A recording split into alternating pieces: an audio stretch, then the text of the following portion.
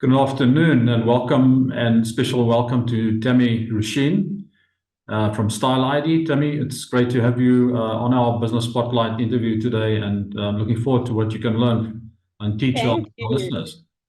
Thank you very much for the invite and reaching out, and I'm looking forward to the discussion ahead. Tami, you started your business in 2019. Why did you start the business? So I come from an advertising as well as brand management and strategy background, and I actually had a business prior to this, to Style ID, in the content production space. And I have a passion for finding gaps in the market, and at that stage, that is when blogging was first starting out, and bloggers were first starting out in South Africa. And once I had sold that previous business, I had started putting the business plan together for an influencer marketing agency for the South African and African audience, having identified the gap and where bloggers were going. Okay, so really at the forefront of blogging and vlogging, I suppose, and all the other things that go with it. Absolutely, absolutely. So what makes you unique in terms of the customer set that you service, and how does it make it different? So the market has become quite saturated, especially with COVID. And as mentioned in some of our discussions, a lot of other agencies, be it your creative, media, digital, and PR, had to be agile and pivot during COVID. So initially, when Style ID launched, there was just a handful of specialist influencer marketing agencies. And now, with the market being highly competitive and saturated, a lot of agencies offer influencer marketing as an additional service, not necessarily as at the core of what they do, but as an additional service. So Style ID also had to be agile and pivot during this time. And because innovation is one of our core values, we had implemented a technology platform. So we are ultimately an integrated influencer agency and technology platform. And through our innovation and our technology, we are competitive and positioned quite differently to other agencies in the market. Great stuff. So what I gather is that your uniqueness and the platform that you formed or that you designed and put in place is attributed to your growth of your business. Is that correct? Absolutely, absolutely. Technology is definitely at the forefront of our growth, innovation as well. So implementing new product offerings, understanding the market needs. So influencer marketing is very much a buzzword. So, from your mom and pop stores to your SMEs to your large corporates, everyone is, I need influencers, but they don't necessarily understand, how the influencer journey works, what to look out for, how to discover influencers even. So, even some of your large corporates still have an internal resource that is sitting on Instagram or TikTok all day trying to find somebody that suits their brands, and not understanding that there actually has to be a strategy behind that. And assist in, when we discover influencers, we can identify all analytics of the influencers as well as their audience. So it's one thing paying influencers, but are you getting the ROI as well? So through our technology, we offer very advanced reporting in real time. Okay. So if I was Siya Kolisi, I could come to you and you would find me a client. Yes, so it does work both ways. However, just to emphasize, we are not a talent agency. No, sure, I understand. Okay. So as an employer, you've obviously faced some challenges with staff and your teams and so on. What's the biggest learning that you've had as an employer?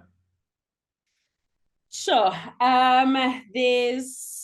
There's quite a lot. So number one, there needs to be with staff, there needs to be a cultural fit.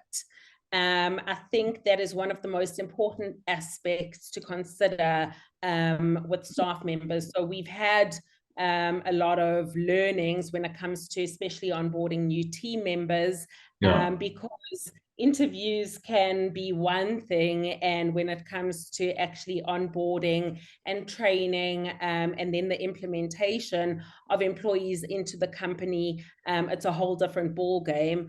yeah, So cultural fit is definitely something that we look for. yes, Another aspect of qualities that we look for in new members to try and avoid issues going forward yeah, in their job roles and responsibilities. Something that we pride ourselves in, and really each team member needs to do, is having a proactive nature.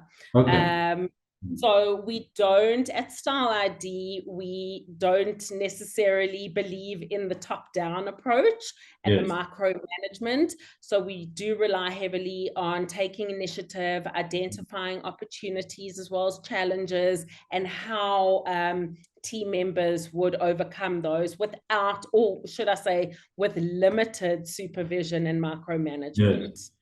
Yeah, look, I think when we work with our clients, we also talk about, the person must be able to take responsibility, be accountable, and have ownership. And those things are Absolutely, really, really absolutely, important. absolutely. Okay, so as a business owner, you are pretty busy and there's a lot of demand on your time. How have you kept the balance between personal life and business life? Is there such a thing as balance? Probably not. Probably not. Well, one thing I've learned is that we can do anything, but we can't do everything, at least not at the same time. Yes. Yeah. So, time management for me is crucial. One of the methods I implement is time blocking. I have found this to be extremely useful in terms of allocating specific segments in my day in Mm, order to be the most productive. And especially when I'm doing a lot of my deep work or mm, elements that need substantial focus, yes. that I know I am more productive in the mornings. Mm, But time blocking for me is, it allows me to, and especially with so many different aspects to a business, be it client service, overseeing the innovation and marketing team, new business development, legal, finance, yes. etc. Yes. Everything is even color coded. uh, and Excellent. then and then going into personal time. I've got two kids. I have Mm, a family, so I need to be able to allocate, time to yeah. them. So for Yeah. me, that schedules are extremely, extremely important. But I do have a very strong support system from my family, as well as from the Style ID Africa management team. Yeah. So I feel very comfortable, for the management team taking care of the day-to-day operations Yes. as well, which does alleviate a lot of the stress. Oh, awesome. Thank you for sharing that. I interviewed a guy about 2 weeks ago, and he was talking about blocks of golden time. And he said, like the family time, he just puts that in his diary and it's not negotiable and he doesn't move it. Yes, And yes, that's, I suppose, absolutely. yeah, explains it. So, what are some of the common misconceptions people have when running a business? Or perhaps when your friends look at you running a business, what do they think of you? So I think when it comes to entrepreneurs as a whole, it's not necessarily this aha or eureka moment that you've just thought of this idea and then you go and implement, and start a business. It Mm, comes from experience. As I said previously, having a content production business and mm, understanding and seeing, where trends are going, that evolved into the launch of Style ID. So it wasn't just one day waking up and having this aha moment. So it's about constantly evolving. I think one of the misconceptions is that success is going to happen overnight. It is long, it is hard, it is slow, and something I have had to learn is patience. Being in it for the long haul. So overnight, when people hear of overnight success stories, it's a result of years of behind the scenes effort. I don't think, and especially with social media, people are seeing the amazing moments, not everything that happens behind the scenes. And there's obviously, there's a big portion of that iceberg under the water that people don't see. Absolutely. And that's especially, well, that's on social media. You're seeing little snippets, you're not seeing the grand scheme of things. With entrepreneurship, and let's say what my friends think it is about, people do think it's glamorous. You have flexibility, you have freedom to be your own boss. That's the reality, couldn't be more opposite. So the amount of personal stress, financial risk, it's completely underestimated, along with the uncertainties, the sacrifices that have to take place. So those are some of the misconceptions for sure. Absolutely. Great. So thanks for sharing that. So new business owners in mind, what advice would you give them from a financial perspective? Well, it depends, firstly, if you're bootstrapping or you're going in with investors. But I think either way, one of the key learnings is to have a financial professional assisting you, such as an accountant, and whether that is on an ad hoc basis because you are being strategic or need to be strategic about your expenses, but there's certain expertise that from a financial perspective that entrepreneurs just don't have, or just don't understand when it comes to the finances involved in starting a business as well as managing a business. So I would definitely advise seeking financial advice from an accountant. It doesn't have to be that you have to go and hire a permanent accountant, but definitely having that sounding board. For me, one thing that has been a saving grace is investing in good and efficient accounting software to streamline accounting processes. So that has definitely been a crucial aspect, and it allows you to keep a close eye on your finances. So at any given time, you can access your debtors, your creditors, your income statements, your balance sheets, etc.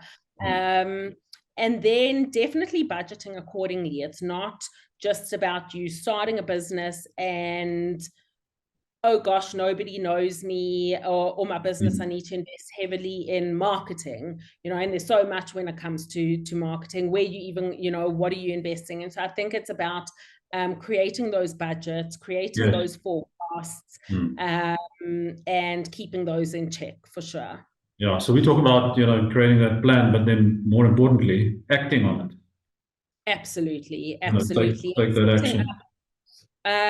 Setting up those weekly budget assessments. So are you in line with your sales forecast? Are you overspending in certain areas, and then being able to manage that for sure? Absolutely. Cash flow is probably the biggest thing you need to watch. Yes. So 5 years from now, where is Tami Ruchin? So there's lots of exciting things in the pipeline for Style ID. Unfortunately, some of them cannot be disclosed right now. Another interview. Exactly. And I'll reach out as soon as all of that is published. Yes. But one of the key things I can say for Style ID as well as myself is entering new markets in both Africa as well as globally is definitely where Style ID is going to be in the next 5 years. Excellent. Thanks for that. So what's the one question that I should have asked but didn't? And what's the answer to it?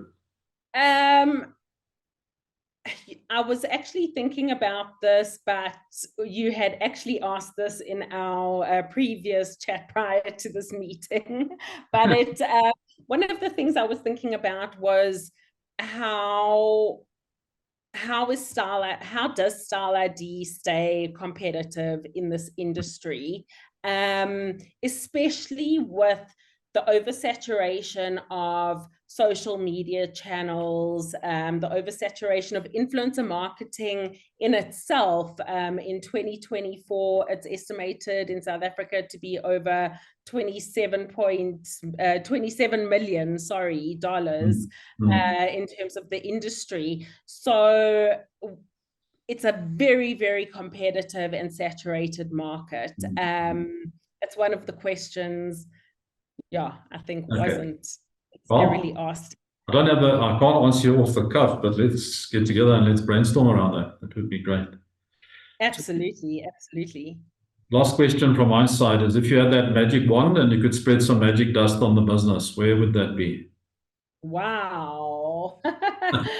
To spread some magic dust, I think in terms of new business development, and getting various stakeholders, clients, brands, and agencies to actually really understand what influencer marketing is.